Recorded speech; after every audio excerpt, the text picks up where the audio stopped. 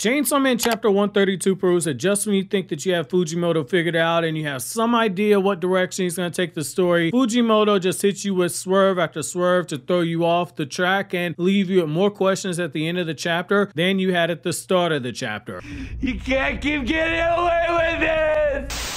Not only do we leave this chapter thinking why is Fami so sus, but now if you're someone who wasn't in the camp that Yoshida was sus, you are 100% sure having to ask yourself those questions about who Yoshida truly is, because there's no way this man is just a regular devil hunter like we've been initially led to believe. So with my initial thoughts out of the way, let's back things up a bit and let's dive into the recap portion of the review before we unpack the rest of the stuff in the chapters. So the chapter opens up with Nayuta at school and we see her go from being this sweet and adorable little girl eating lunch with her classmates to using her control powers to take the desserts of her classmates, which, given she's a child at the end of the day, but she's also the reincarnated control devil, you expect this behavior coming out of her, whereas Makima would manipulate and at times use her sexuality as a woman alongside her control powers. Nayuta just wants the sweets of her classmates, nothing more, nothing less. However, as they're talking about how kids are probably dead or they're moving away from Tokyo because of all the recent devil activity, these men barge in with guns and they point them all at Nayuta, which definitely means that Nayuta messed up going onto the battlefield with the falling devil in the last chapter. However, we don't get an immediate answer as to where she's been taken because we shift over to Mitaka at the hospital and she's bandaged up, and we hear one of the doctors state that the casualties and the missing persons are over 2,000 at this point, which, yikes, that is a ton of damage done by the falling devil. And we learn the falling devil actually did way more damage than we might have initially thought, because we learned that the falling devil has created cave-ins and landslides across the entire planet, which means that while the darkness devil definitely had more psychological impact in the damage left behind and the impact that was felt by the characters, Fujimoto decided to use narrative to showcase how much the falling devil did in terms of damage itself. It's a great example of contrast for how some authors use the elements of show and tell differently. Usually in situations like this, authors, especially mangaka, will choose one or the other consistently, but Fujimoto, in the time that he's introduced two different primal devils, has opted to use both methods, show and tell. We saw him use the show element with the darkness devil, where not only was the battle dark and twisted, but in the aftermath of the battle, we saw how Denji and Power were completely shaken up by the battle itself. We saw how Power was too afraid to go to sleep. We saw several characters just mind numb to a point where they couldn't function in reality for a while after the fact. However, the impact of that devil was shown to us full stop. But on the other hand, the falling devil, Fujimoto took a different approach. Fujimoto decided to lean more so into telling us about the impact of the falling devil instead of just showing it to us solely, which I think was smart from a pacing perspective. Part 2 of Chainsaw Man is slower than part 1. I think we all can agree there, but choosing to just tell us this information about the worldwide damage being done, it's enough to wet the tongues of readers, allow the reader investment by allowing us to imagine the things being said and then shift the story over to the next plot point, which I thought was a brilliant use of writing. We then see Yume giving a speech on the importance of Chainsaw Man society for the world peace, getting more members and assisting Chainsaw Man, and we even see one of the TV hosts make fun of him in the process. And at first you think that this is just typical Yume being bagged on. You guys know I'm not a big fan of that character, but then we learn that Yume is actually in league with Fami, which I can't lie, while again I'm not a big fan of Yume, him and Fami both being in cohorts with one another is not something that I had on my bingo card for 2023. So if you had that on your bucket list, congratulations, you are a great prognosticator, because that took me by surprise. It's then that we see the hand of what appears to be a man grab Yume on the shoulder and state that Fami is the brains of the operation, Yume is merely the face, but together they're going to move the Chainsaw Man society as the body in the way that they need it to. So either Yume is being set up or he's just so stupid he doesn't know what he's gotten himself into. But we as readers know that if mangaka has a mysterious person and we don't see their face during a scene like this, the percentage chances of them being evil just shot up above 900 at this point. However, before we can even begin to ask any more questions of who this mysterious person is, we see Denji being held hostage, tied up in a chair, stripped down to his boxers, and we see see everyone's favorite Susibaka, Yoshida, saying that he's glad that Denji is safe and sound, but his words, they don't match the circumstances that we see. Why is Denji tied up? And based on Denji's line of questioning, he's asking the same thing, but we also see some growth from the Denji that we see, because the next question that we see him ask isn't about how is he going to get out here, when is he going to be let out. He specifically asks about Nayuta's well-being, which that in itself is pretty huge in terms of growth and shows how far Denji's gone in terms of learning to care for someone other than himself. Denji knows how to care about others. His reactions to Aki and Power dying, that's a clear sign of that. He knows how to care for people, as was his brief moment a few chapters ago where he thought about their deaths and he felt that despair. But Nayuta is the first living, breathing person who he's had to care about, who literally depends on him, and we see the concern for her, as well as with their dogs, come into play. And I genuinely think that this is a good moment for Denji's character, but don't let that fool you. While this is a big moment for Denji, Denji's still gonna Denji. After Denji makes his threat to kill Yoshida if he does anything to Nayuta, Denji offers to tongue Yoshida's butthole for a week straight, and Yoshida smiles, making him even more sus, and not because this man might have revealed that he has a thing for getting a tongue up his booty crack. His response to this is both funny as well as alarming. Funny in the sense that he says, you don't have to tongue my butt, but not while you're under our protection, which is obviously a joke, but it's also the line about saying we won't harm Nayuta that grabbed my attention, because that line, not while you're under our protection, can be interpreted for both things. And Yoshida is smart enough to know that this can be applied either way. Not while you're under our protection, I won't allow you to eat my butthole, and not while you're under our protection, we won't harm Nayuta. Those words can be applied to either statement he made. Now, I'll say it right now. If they harm Nayuta, we absolutely riot. She's right there with Anya Forger from Spy Family. Both those characters have to be protected at all costs. So with the recap portion done, let's unpack a little bit more of the chapter, because there's a bit more I want to touch on before we get out of here. Fujimoto's clearly building towards a darker turn for Chainsaw Man Part 2. I almost want to say that everything up until this point should be considered as the prologue or the introductory arc for Chainsaw Man Part 2, because the pieces are finally set here and we're at the point where things are clearly not going back to where they were before. The exposition given to us by Nayuta's classmates shows us how insane and how widespread the damage of the Falling Devil was before we shift over to the hospital. Fujimoto took a layered approach to what I feel is the proper way to use the tell aspect of writing, because when we see the panel where it says that more kids are probably dead, we literally see two people looking through the rubble of a home, and that sets the stage for the person who told Mitaka they had a grandchild who was probably around her age. We were told that children might be dead, but then we see the same grief has a face in the form of a grandparent who has no idea where their grandchild is, whether they're alive or dead. It's a brilliant use of using show and tell in the same chapter. This is extremely effective writing in terms of creating a somber atmosphere as well as a more intimate than normal atmosphere, because we're afforded the opportunity to see the carnage and destruction of the world, not through the eyes of devil hunters like we did with Part 1 of Chainsaw Man. We're seeing it more so through the eyes of normal people, which goes back to what the guy was saying standing on the corner early on in Chainsaw Man Part 2, explaining how they're most likely to die via death via devil than anything else. It's a very clever way to pay off what we were told in earlier parts of Chainsaw Man Part 2, and it's also kind of refreshing that seeing how devils impact normal people doesn't necessarily mean they have to become a devil hunter like we saw with Aki Hayakawa, where Aki saw the gun devil kill his family and that made him become a devil hunter. These are just people who are suffering, and I think it's very important that Fujimoto touches on that aspect of the world building here. Now, the other thing that this chapter has done is potentially planted more seeds for Mitaka to have her problem with Yoru. Yoru wants to kill Chainsaw Man. Chainsaw Man is Denji. Asa Mitaka likes Denji. Asa Mitaka is beginning to view Chainsaw Man in a different light after he saved her more than once. You can see the foundation being set for Mitaka to not agree to turn on Denji and turn him into a weapon once she learns the truth about who he is, but she's also dealing with a devil, and I don't think that Pochita and Yoru have the same emotions towards humans in terms of the humans that they're connected to. This is potentially setting Mitaka up for a heartbreaking ending where she has to make a choice that will come with some dire repercussions. This is on top of Yoru in the last arc getting upset that Mitaka won't trust her when she's telling her how to deal with the falling devil, yet Denji as Chainsaw Man was not only able to get through to her but also played a major role in saving her. This is a splitting foundation. This is actually my chapter question, which is, given how how far Mitaka has come in her opinion of Chainsaw Man and through the interaction she's had with Chainsaw Man and Denji, do you think that she'll actually turn on Denji once she learns the truth about who he is? While you think that over, click here to watch these other Chainsaw Man videos you see on the screen right now.